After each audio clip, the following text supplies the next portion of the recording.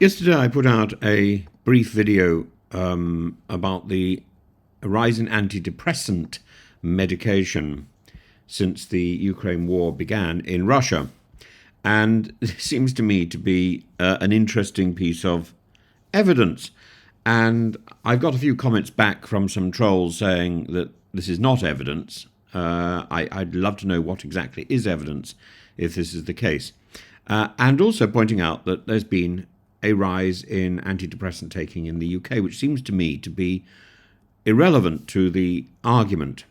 It seems demonstrable to me that if there's a rise in antidepressant medication in Russia, then this suggests that there's an increase in incidence of depression in Russia. Now, whether that's also happening in the UK or in other countries is another matter.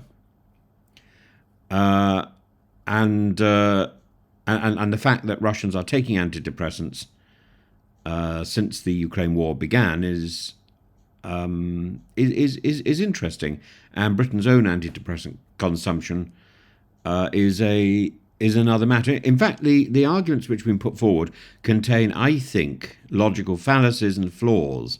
First of all, there's the fallacy of the relative privation, the appeal to worse problems. Britain has been taking more antidepressants in the last decade than ever before, so the Russian increase is irrelevant.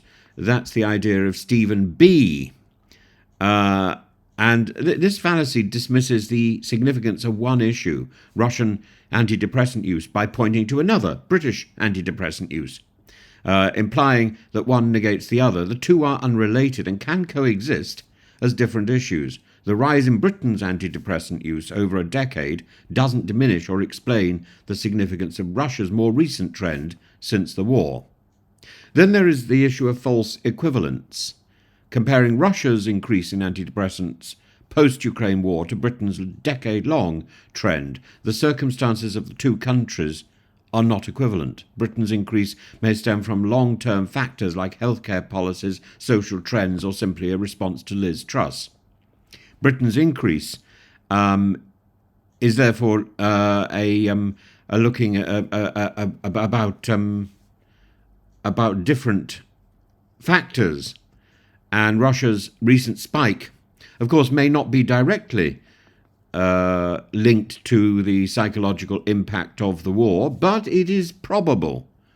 Without similar context for the two countries, the comparison lacks validity. Then, of course, it's a red herring. It's an irrelevant conclusion. Bringing up Britain's antidepressant use to refute the relevance of Russian data, it doesn't address whether the rise in Russia of antidepressant use correlates with the war. The introduction of Britain's trends diverts attention from the core issue.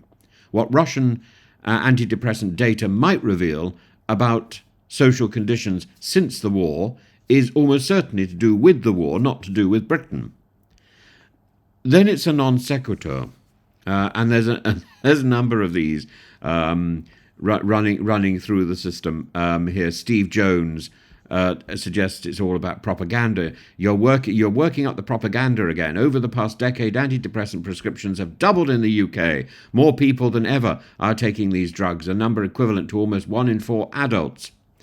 And the man with no name, 20% of adults in the UK.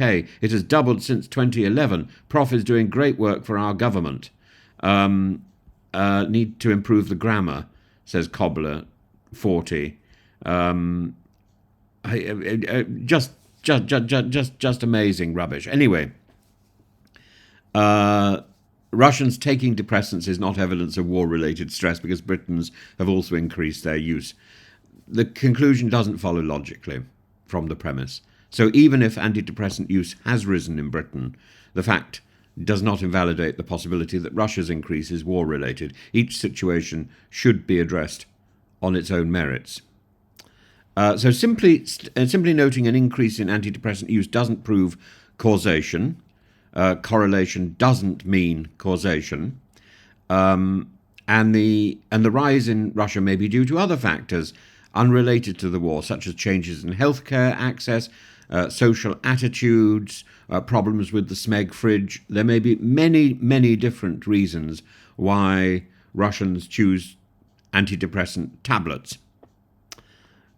But it is an interesting point of correlation. It's also irrelevant. Britain's trends are a separate phenomenon and have no bearing on the interpretation of Russian data. The argument conflates the two unrelated data sets to undermine the significance of one which is logically invalid. And I'm so tired of this sort of nonsense being peddled by by a very small group of individuals who seem to me to use the same grammar and pop up almost within minutes of each other. So I suspect it's the same person. What is it? Man with No Name, Steve Jones, and Stephen B. 7B. You're all the same person, and it's